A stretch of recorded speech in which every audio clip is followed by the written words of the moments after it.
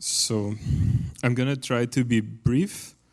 There's a lot to say, of course, but I'm going to sort of do like a little preamble to the talk, to the things that I want to say, by saying that my interest in this question relates specifically to explanatory continuity.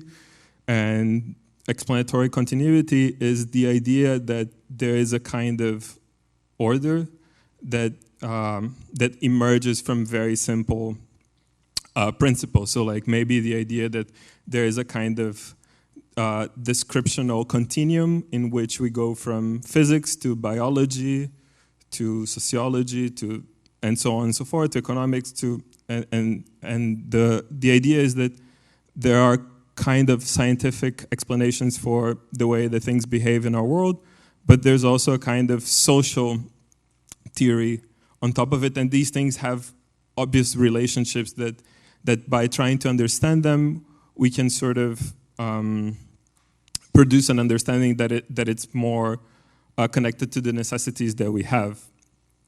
I'm going to read because it works better for me this way.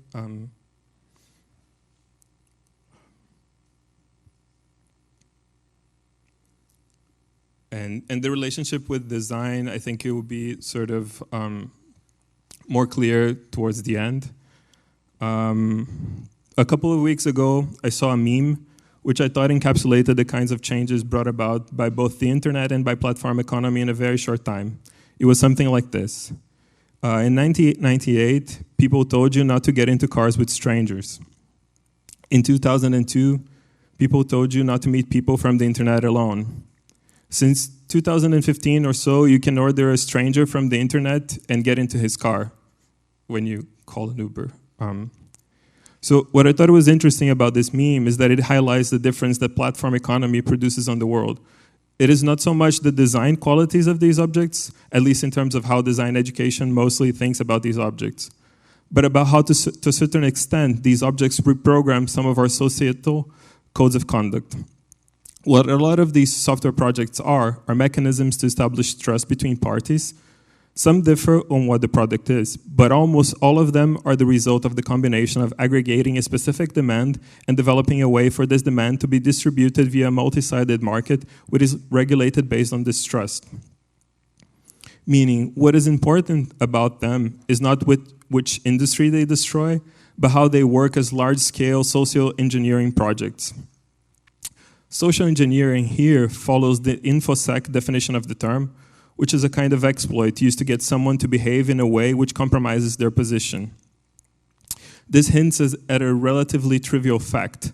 There is no large-scale design project without emergent network effects. Emergent effects are those that arise from simple interactions. This definition contemplates the weather, ants' behaviors, and by virtue of how encompassing our communication methods are, how we relate to the world.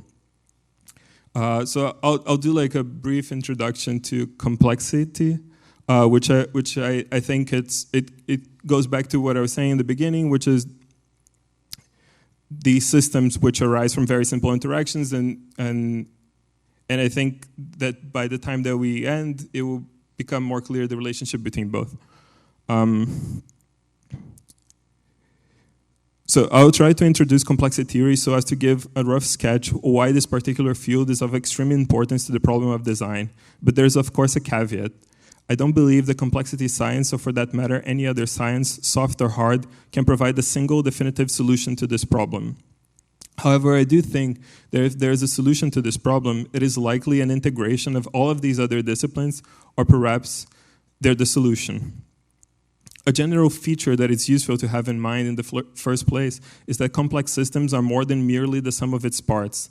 That is, they exhibit behavior that emerges from the relationships between their components, emergence being one of the most important attributes in defining a particular system as complex rather than just complicated. This defining feature also sets it apart from its predecessor, especially the systems described by Newtonian physics, which could be interpreted as being no more than the sum of the interactions of their parts. Complexity science then suggests that many systems can only be understood as systems, rather than as large agglomeration of parts. Gravitational bodies, large collections of gases or liquids, and perhaps human crowds, financial markets, cellular automata, and neural networks. All of these can be thought of as complex in relation, each of their behaviors as whole systems. Another specific feature of these systems is their relationship with time. In Newtonian physics, the systems described are all, or at the very least, commonly time reversible. What that means, in effect, is that if you could run these systems in reverse, with exactly the same mathematical equations undergirding the relationships of their physical entities, you would arrive as exactly the same starting point. Complex systems are by definition completely irreversible. It would not be possible, for example, to run evolution in reverse. These systems feature feedback processes which enable the system to change over time in a non-linear way. Feedback is a form of circular causality where the effects are fed back into their own cause. This is the main postulation of the pioneers of cybernetics. Feedback is also the way in which emergence occurs through the circular causation between the components of a system and the effects that emerge out of the relationship between these components fed back into the constituent elements through downwards causation. That is, the process of establishing a causal relationship from the higher levels of a system to the lower level parts of that system. For example, sending your arm an impulse to lift and it doing so. Now, design is thought about as a linear system, a series of boxes that, once checked, create a series of inputs that lead to an outcome orchestrated according to a script. The reality, however, is that nothing in design education teaches designers how to deal with the unforeseen consequences of their projects. This perspective coincides nicely with the idea that technology can solve any sort of problem. The technology ultimately is, for example, how anthropogenic climate change will finally be conquered. That is not to say, however, that my position is anti-technology, but merely that something more is required.